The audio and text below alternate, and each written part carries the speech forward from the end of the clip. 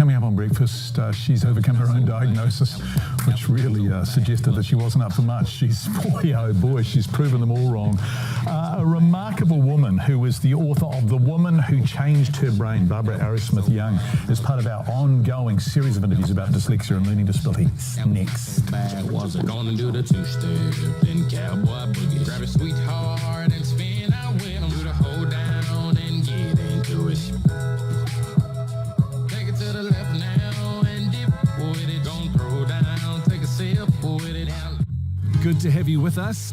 Yeah, I love it when you call me, señorita. I wish I could fit. 8:15. For the last fortnight, we've been looking into how our government and our schools can do better for students with learning disabilities like dyslexia. It follows the government announcing a kete of resources for learning support coordinators last week, and then us being inundated by messages from you saying it doesn't go anywhere near far enough.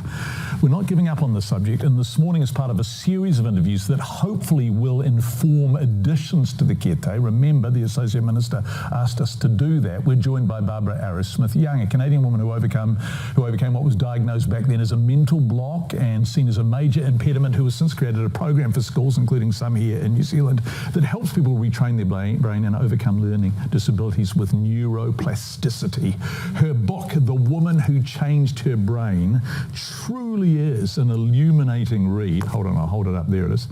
And an insight into what we've been doing wrong and what we can do right. It's so nice to have you here. Oh, it's a pleasure. Thank you. What a great book. Thank you. Because it's a first-person book. It's the story of your life. It is, and it's universal and personal. Yeah, personal absolutely. is my life, but universal, we all have a brain, and neuroplasticity is so promising that we now know our brain shapes us, but we can actually shape our brain. Yes, when you first went to university in the 1970s, you were taught the brain was fixed, and what you were born with was basically what you were stuck with, right? Exactly. It was like a life sentence. And there was all sorts of lovely assumptions about you. Your mum sent out one of those Christmas letters that you send out, and how did she describe you? As methodical and conscientious? I was, and also rigid and stubborn, or a couple of other descriptors. But then you said you were covering your tracks. So you were trying to hide the thing that you didn't know how to overcome. Yes, and that's really common when you talk to individuals with learning difficulties. It's almost like we make a pact of silence. We're embarrassed by the difficulties, and we don't want to burden our families, so we keep it to ourselves. God, that's terrible, isn't it? Well, it really is, because then you're very alone with your struggles. And I'm going to quote you to you lots this morning because I enjoy this book so much. Some students come to us with a striking combination of high and low cognitive functioning. Imagine having a brain that is capable and incapable at the same time. So you're sitting in class thinking, I understand this, but you're not able to communicate it as well as you would like or read as well. It must be. It is incredibly frustrating. And I mean, it does a number on your self-esteem. You know, a lot of these students, myself included, struggle with depression, anxiety, because with the best will in the world and effort, you just can't learn the way other children are. So you compare yourself to those children and you start to feel pretty inadequate. And here in New Zealand, for a very long time, our response was reading recovery, which was, well, what's your assessment of reading recovery for students with learning disabilities? Well, I think if a student has a learning disability related to the cognitive functions that are underpinning reading, it's not really going to benefit them because they don't have the cognitive wherewithal to actually learn. Exactly. Yeah. Exactly. So for most of us, you say reading is like breathing. We do both without thinking, or so it seems, and both activities are life-sustaining. The great pity is that when reading does not come easily to a child, that state of affairs will not likely change without cognitive intervention. And so often our children haven't been getting it. Well, they haven't. I mean, to me, it just makes sense. We go to school to learn. We learn with our brain. And truly, the brain is not in the education equation. It really isn't. Most practices are still coming out of what I call the pre-neuroplastic paradigm. We're looking at the learner as fixed. We're assuming that you're a black box with strengths and weaknesses, and we're going to modify the external delivery to meet you as that black box. So we're going to adapt the curriculum to your strengths. I'm saying we can actually change the black box. We can change the capacity of the learner to learn so we don't have to do all these modifications. I'm going to quote you to you. What we urgently need now is a new paradigm in education, one that crosses the great divide between neuroscience and education.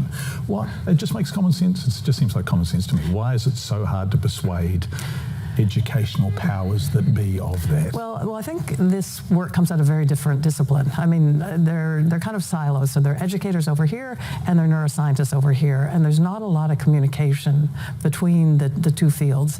And educators aren't really trained in terms of neuroplasticity. They aren't trained in terms of the brain.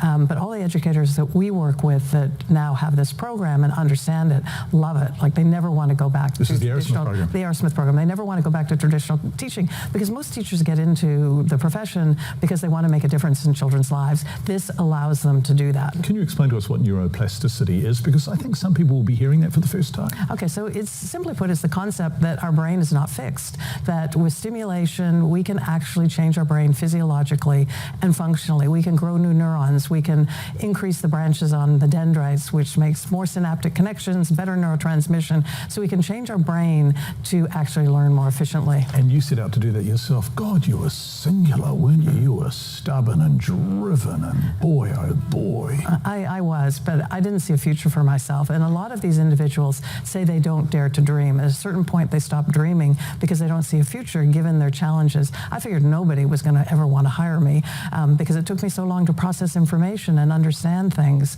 And the world wasn't going to really wait for me to take 5 hours to comprehend. Since we first started doing, and we're not only talking about dyslexia here, but that's what we've been talking about on the program. We have received so many emails from so many parents and so many people whose experience is exactly the same as yours, and they're heartbreaking. It is heartbreaking. I mean, it truly breaks my heart. And there's tremendous stigma of having a learning disability, even to today. And I believe if it's just a normal part of curriculum, in grade 1, we start working on the brain, and grade 2, and grade 3, and grade 4, and just in the regular classroom, 30 minutes a day, doing a cognitive exercise, we can change the face of education, and we can change the trajectory of the lives of these students, and there'll be no more stigma because it's a normal part of curriculum. You not only believe that, you are actually achieving that. We're doing that. We're in a school in Madrid, in Spain, in grade 3. The research on that is being presented at a conference in Prague. We're changing executive functioning, visual spatial ability, attention, regular students. We did a study in New South Wales in Australia, same thing. So yes, we're doing it.